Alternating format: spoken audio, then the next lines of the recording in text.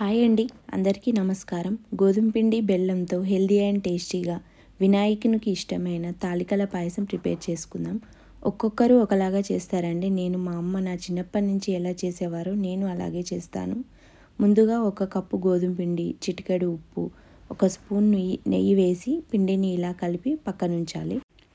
తాలికలు చప్పగా ఉండకుండా 1 table spoon అంత బెల్లంని తీసుకొని 1 కప్పు నీళ్ళను పోసి బెల్లంని కరిగించి ఈ నీళ్ళను కొద్ది కొద్దిగా పోసుకొని చపాతీ పిండి కన్నా గట్టిగా కలుపుకోవాలి.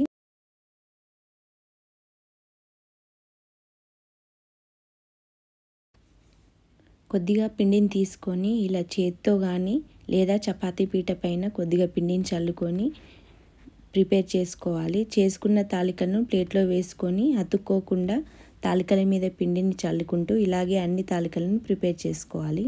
స్టవ్ పైన కడాయి పెట్టి పిండిని తీసుకున్న బౌల్తోనే 1 కప్పు గోధుమ పిండికి 2 కప్పుల నీళ్ళు, తాలికలు తడిపిన వాటర్ మిగిలినాయి కదా, అదొక కప్పు, టోటల్ 3 కప్స్ వాటర్ వేసుకొని మరగనివ్వాలి.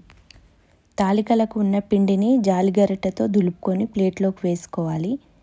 మిగిలిన ఈ పిండిలో 1 కప్పు వాటర్ పోసుకొని ఉండలేమి లేకుండా కలిపి పక్కనుంచాలి. మరొక పక్క నీళ్లు బాగా మరిగాయి కదా, ఇందులో మనం చేసుకున్న తాలికలను నెమ్మదిగా వేసుకొని ఒకసారి కలుపుకొని మీడియం ఫ్లేమ్లో ఉడికించుకోవాలి.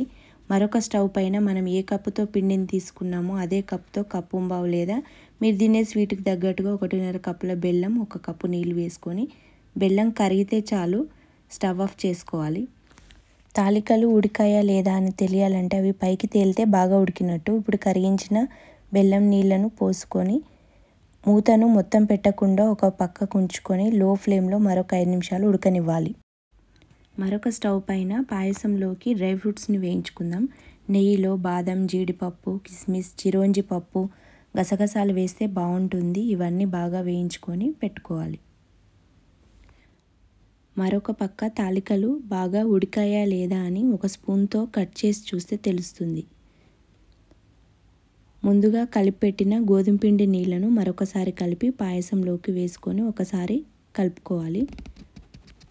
1 స్పూన్ యాలకుల పొడిని, వేయించిన డ్రై ఫ్రూట్స్ని వేసుకొని స్టవ్ ఆఫ్ చేసుకోవాలి.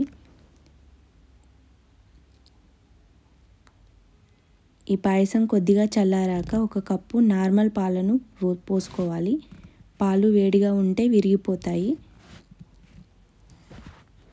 తురిమిన ఎండు కొబ్బరిని వేసుకుంటే టేస్ట్ చాలా బాగుంటుంది.